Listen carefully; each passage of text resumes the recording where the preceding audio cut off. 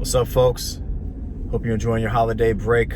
I wanted to tell you a couple things about how to make the most out of your time off if you're a school leader or an educator. We just kicked off our holiday break. Went strong, went up to the wire, squeezed every last little bit into the last day of school. We finished up with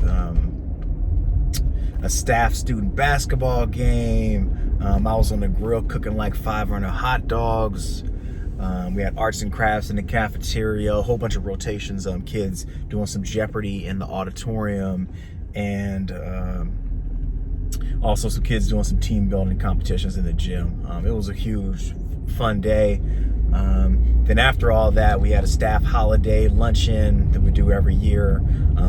And then we had our staff triathlon championships. And that's foosball, air hockey, and ping pong. This is our second year doing that. So we squeeze all that into the last week and the actual very last day of the break, and then we get to break. And I got home that Friday night, and the next Saturday morning I was so tired and so worn down, partly from playing basketball with these students, trying to act like I'm still young, but I was so physically and mentally and emotionally worn down that I didn't even feel like I was on break yet. It took me damn near a day and a half, 2 days to actually feel like shit. All right, I'm on break. And part of that for me was actually getting through this mountain of laundry that had piled up, and once I felt like that was done, didn't feel like there was an immediate chore looming over my head. I feel like I could actually be on break. And so now we got to the question of, what do you do with your break as a leader? And over the years I've done all different kinds of things. Some years I've went all out and taken a full-on international trip. A couple years back, me and my wife, before our first daughter was born, we went to Tokyo. We had a beautiful time. Spent damn near 2 whole weeks in the country of Japan. And we were up in Tokyo and Kyoto and Osaka.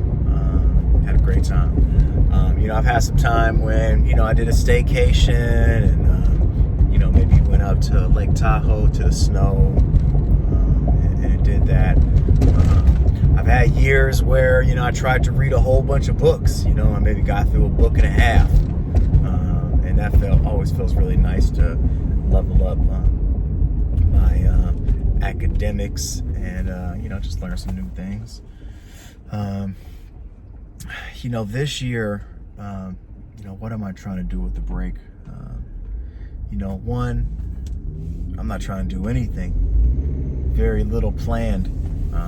Just trying to have as much downtime as I can get, and with a 2.5-year-old and a pregnant wife, downtime is hard to find. So just trying to find some downtime is great. So we actually didn't plan anything this year. We'll probably go to dinner with some family and whatnot, but not too much. So the big thing I'm trying to do this year, in addition to having downtime, is exercise. Take care of my body, which in turn takes care of my mind and my psyche. Try and do something active every day. Recently, I've been doing this daily fitness challenge for myself. At least 25 push-ups, which turned into 100 push-ups a day. At least 5 pull-ups, which sometimes can be anywhere from 10, 15 to 20 pull-ups in a day, and 10,000 steps, trying to get some movement in. So I'm really trying to jog as many days as I can over this break. That's my little mini challenge. And I already missed a day yesterday because my body was still recovering from the basketball, but tonight, this evening, I definitely plan on getting on it. Something else I plan on doing this break is doing some planning. I'll be honest with you. This last semester, the fall semester, my 5th year principal of my middle school, I wasn't really pushing that hard. I wasn't really pushing for new things. I was trying to support what we had, trying to be responsive to, what was showing up and what was happening. But I wasn't really on the top of my game. And part of that is just kind of being tired and starting to get a little worn out and whatnot. But I actually intend on setting some better goals for myself, and partially for the school. So over the break, what I intend on doing is actually trying to write some of that shit down. Trying to schedule some of the stuff out. You know, when I was really on my game a couple years back, I had like a legit structured schedule of my time, of my week, of who am I interfacing with on a regular basis, which teams am I really plugging into, and, you know, just pushing things to the next level. Some other things I want to do over the break. You know, this year, spend time with my family and my wife, and just, you know, reconnect. You know, we're both educators. My wife just started her first year of teaching, and you know, sometimes you can feel like there's ships passing in the night, and the break always gives us some more time to connect. That might be watching some Netflix, that might be some couples time, that may be whatever we need, you know, just time for us and the baby. Other things I suggest doing over the break, you know, I was talking about this a couple weeks ago. Go back to that list of things you said you were going to do, things you said your school was going to do, your department, your team, and just reflect. You know, you don't got to tell everybody, you don't got to announce it to the world, you don't got to go back necessarily and tell your whole staff, but tell yourself, how much of those things did you do? How much of those things did you actually prioritize? And then try to think about what you're going to do this time around with this last semester to push. What do you want to get done in this spring semester to push for the next year? Right? Because really, as leaders, we're always living in multiple lands, right? We're reflecting on the past, we're trying to actually analyze the present, and we're keeping this vision, right? This almost obsession with how things could be, and holding that and balancing that and figuring out what's in between where we are and where we're trying to go. So take some time to revisit your goals and your vision and think about what needs to happen. And, you know, that's plenty for 2 weeks or however long you have off. You know, I'm lucky enough to be on the school schedule still and get 2 weeks off, which, man, I don't know how I would be able to do this job if I did not have these holiday breaks.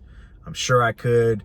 People have had harder lives than mine. And if all I'm doing is helping to lead a school, then I know it's small potatoes compared to how difficult my life could be. But I do know that these breaks are incredibly rejuvenating and incredibly necessary so that we can come back and keep pushing and keep fighting.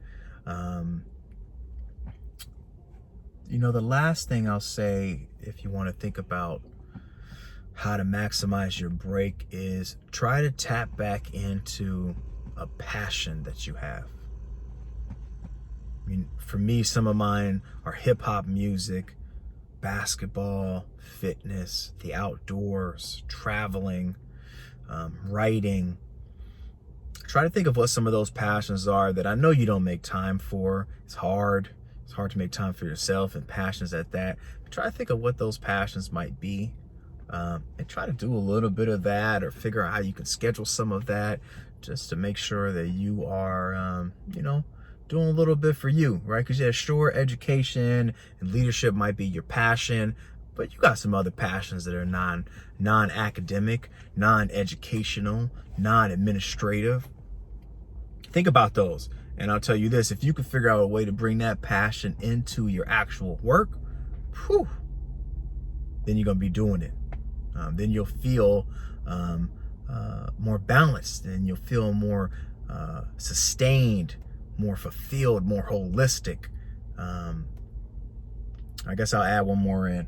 You know, take care of your health. You know, this is the time when you could just be like at the house pigging out, right? Vegging out, right? Eating hella hot Cheetos, right? Remember that, you know, as soon as January 1st comes around, you could be thinking about your health and your wellness. So, you know, get a head start on that, and, you know, try to eat right. It's hard to do. But if you care about exercise and you care about fitness, then you know that your body and your well-being is 90% what you put in your mouth, what you eat, and probably 10% of activity. So get control of what you ingest and digest, and you'll see much more bigger returns. Always preaching to the choir, always talking to myself, but put a little bit of thoughts out there. Hope this sparks some thoughts on your end.